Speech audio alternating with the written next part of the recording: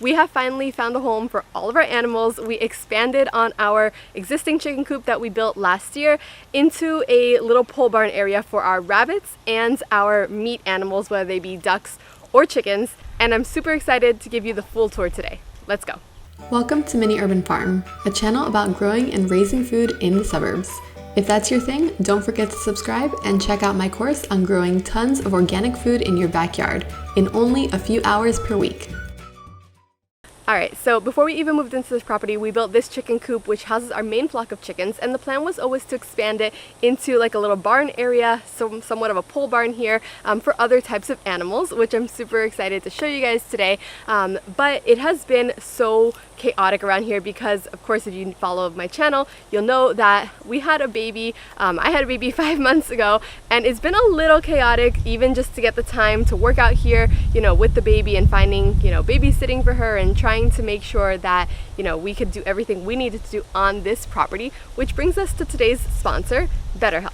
All right, it has been ridiculously overwhelming, to say the least, with a brand new baby. I was in way over my head, and even though we did all the research and we planned for it and all of that, you know, it was still something that caught me by surprise, at least, on how overwhelming it could be to be a new mother. All right, needless to say, going to get therapy, you have to drive somewhere, make an appointment, do all of the things to then sit in an office for an hour or more. And with BetterHelp, you can just do it all on your phone, all right, which I absolutely love because I am a licensed therapist and I know the entire process and how much work it takes to even just sit in the office for your first initial session, let alone if you don't connect with that therapist right away, and going through the entire process to change that therapist. But with BetterHelp, you can literally just do it from an app on your phone. You just answer a few simple questions and you get paired with a therapist almost instantly. I think it's within like 48 hours or something crazy like that, because that is super quick.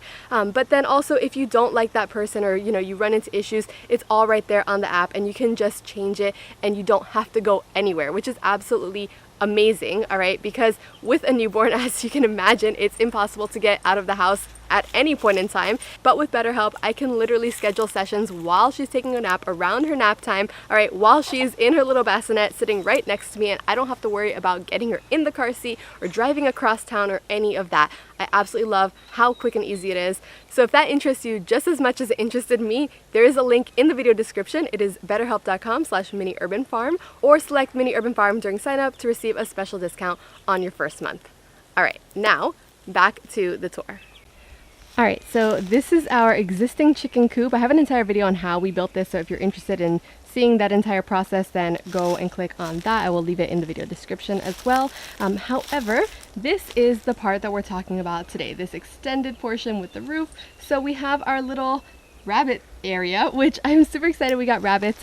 It has been a long time that I've been wanting rabbits, and I'll share with you kind of why we got into rabbits in a few moments. But then we also have on this back side, it's kind of fenced in there with hardware cloth. You can't really tell from the video, I don't think, but that is our meat chicken area, or our meat grow out pen, really. Right now we have little ducklings in there, which I'll show you guys as well.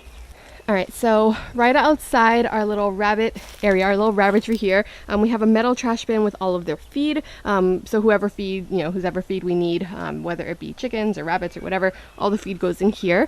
It's still in the containers, still in the bag.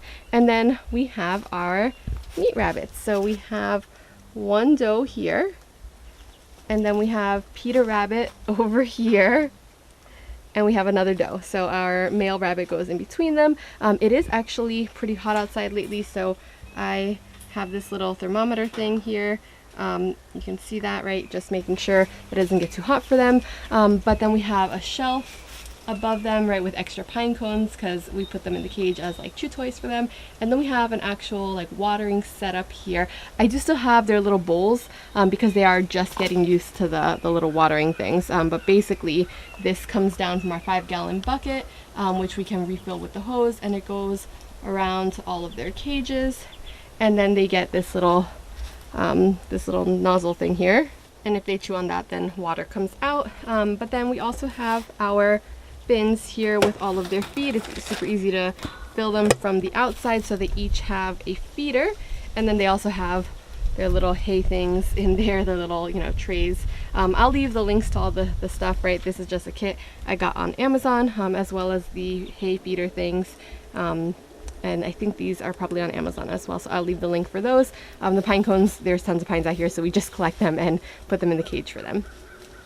Now on this side, right, of the cages, that's the left side, this is the right side. We do have some additional space here. We have this one, and then this entire shelf, right, these 3 bars to house other cages. Once we have maybe some baby bunnies or we expand a little bit, I didn't want to just make it, you know, just for 3 cages. I wanted to have some area underneath. And then also, like, the droppings go right here. So one of the reasons that we actually wanted to get rabbits is for this stuff right here, which is amazing for the garden. Of course, you can see some of the hay falls through, which actually helps absorb some of the moisture, but all of the droppings, they, you know, can go straight onto the garden, and it's actually really, really good for the fruit trees as well. And then right next to our little rabbit center, we have another coop, right? So this still has the roof on it. All of this hardware cloth, as you can see, is still... This also still has tons of hardware cloth. And then we have a little door in here to get in and out with a latch. And then on the inside of the door here, we also have like a little tie thing here with a stick attached, so that, you know, if you need to get out of here without somebody else's help, you can. But I don't like leaving this open because the dog will come in here and just try to eat everything. So we make sure everything stays closed. I do have an extra feeder in here in addition to that feeder. Generally, I'm going to be using this one, but we had left the other cage open for a while and the porthole things got chewed off by some squirrels. So I am going to take these porthole things for the feed, and I will be putting them over there. And you can see we have our little Muscovy ducks also in here for right now. And tell me these guys are not adorable. So there should be, from what I understand, 3 females and 3 males to start our breeding flock with. And they have been doing pretty well out here for the last couple of days. We do have an automatic watering system there, just like a regular chicken flock, which I'll show you guys. But in the meantime, while I get used to that, we just filled this little area here with some water and the brewer's yeast for them. And then the pine shavings are just what was in the brooder. So all of this stuff, you know, it's the same stuff as what's in our main chicken coop on the other side of the rabbits. And then as, you know, we work through some of the animals in here, then we'll keep filling it with like pine shavings or pine chip mulch or whatever it is. And then our watering system here, the ducks cannot peck at the little nipples the same way that chickens can. So I got these ones that actually allows them to like fill their, you know, or to peck their beak in here and rinse out their nostril hole things after they eat, which is super important for ducks. And then once they use enough of the water, it kind of like pops back up and it automatically refills the entire thing, so it always stays full of water. And then of course, you know, if it gets dirty like it has a couple times, I'll just come out here and rinse it off. But other than that, I think it's the perfect solution for keeping chicks and ducks together, or rather chickens and ducks together, which is what the plan is. Eventually, these guys will go to live with our chicken flock in the other coop, and then this will be the meat chicken, meat duck grow out area. They are still getting used to me, so I've been trying to come in here and play with them as much as possible and pet them, you know, and just try to get them used to our presence, because we want them to be as friendly as possible. On the outside of the coop right now, we do have one of these like little fly bag things because we have been getting a whole bunch of deer flies, which leave some pretty nasty bites. So we have been using these and they work pretty well. As you can see, there's a whole bunch of stuff in them, and then we just get rid of them and change them out for a new one until we can get the fly issue under control. If you have a solution for that other than these fly bags, I don't like to use disposable stuff as much as possible, but this is what's been working so far, as well as that bag over there of diatomaceous earth. It's been okay with that, but if you have any other solutions for, you know, getting rid of flies or deer flies specifically, feel free to leave it in the comments below. So aside from all of that, we actually have a giant, not giant, but we have a 55 gallon drum rain barrel thing that is food grade, and we fill that with water via the hose line that's in front of me, which connects to our well. It used to be on rainwater, and eventually I think the plan is to still hook it up to like the top of the coop or the barn area here via a gutter system like we had the original one. But there are a lot of trees, and I think we're gonna get more pine shavings and stuff like that trapped in there. So we don't mind just every, I think it's like once a month, maybe if even, filling it up with water, and that runs to our main chicken coop as well as the meat grow out area. They are on a splitter, both of them, so they have individual turn off valve things. This one stays on most of the time, but the meat chicken, the meat pen grow out area, when we have already processed our animals and there's nothing in there, we can just shut it off so it's not just continuously, throwing water out to that area. The rabbits, as you saw, have their 5-gallon bucket, which has worked out really well the past couple days for them.